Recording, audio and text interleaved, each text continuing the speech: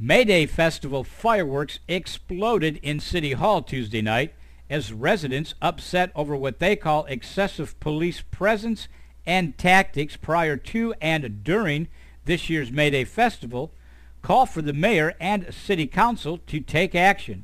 And I'm still concerned, why is there that much security? It does not make sense to me. It's unnecessary, and what it does is it sets up a line of tension between the police and the community that it's not necessary. They did a walk for cancer all night at the Old Spanish Trail. They can walk all night, but for May Day, we got to go home at a certain time. I don't think that's right.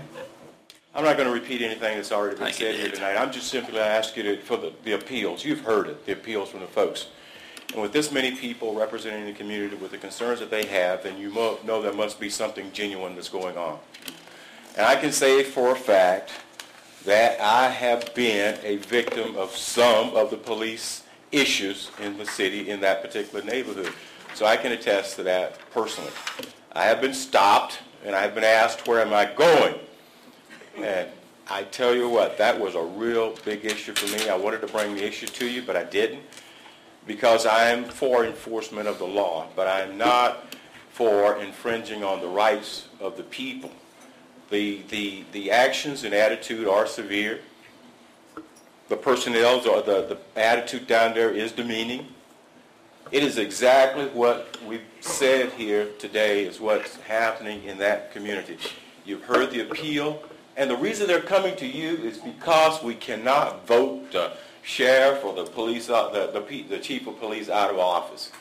So that places a tremendous demand on you as a council and the mayor of the city to at least look into this very legitimately and see if there are issues. If there are no issues, then there are no issues. But if there is issues, I ask that you take the appropriate action.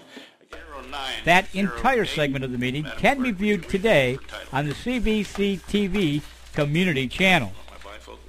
In other action from Tuesday night's meeting, the council took no action following a public hearing to annex 30-plus acres into the city for an industrial park. And the council adopted a new ordinance to allow bingo halls to operate 7 days a week under some very stringent guidelines. Tuesday night's entire city council meeting can be watched by each individual agenda item this week on the Cvctv community channel. CrestView attorney Dixie Dan Powell, on the behalf of the family of Okaloosa County Sheriff Deputy Anthony Forgione, who was slain in the line of duty, has filed a lawsuit against HCA Incorporated, the Fort Walton Beach Medical Center, and 3 other individuals, Wayne Campbell, Roland Garriega, and Chuck Hall. That story, including interviews with the slain officer's mother and brother, today on the Cvctv local news channel. Other stories this week that you'll find on CrestView Community Television. The State Fire Marshal Office is investigating a house fire that occurred on East Griffith Street Friday night. That story on the local news channel. On the Cvctv community channel, watch the entire Memorial Day ceremony from the Live Oak Cemetery. And a local pediatrician has been selected as one of 4 physicians nationwide for a very special award in Washington, D.C. That story also on the Cvctv community channel. And the North Okaloosa Medical Center teamed up with CrestView High School to provide more than 250 sports physicals to area athletes. You can watch that story today on the Cvctv community channel. Heavy rains did not discourage hundreds of area residents from turning out for 2 community festivals on Saturday. The entire May Day Parade and Proclamation Ceremony and the 2nd Annual Military Appreciation Celebration at the Spanish Trail Park, both those videos coming this week on the Cvctv community channel.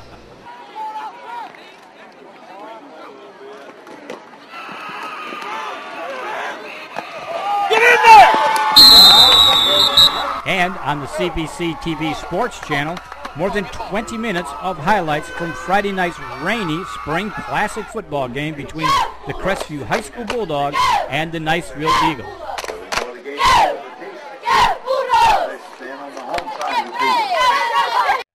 If it's happening in North Okaloosa County, then most likely you will see and hear it first on CrestView Community Television, North Okaloosa County's #1 source for local news and community events.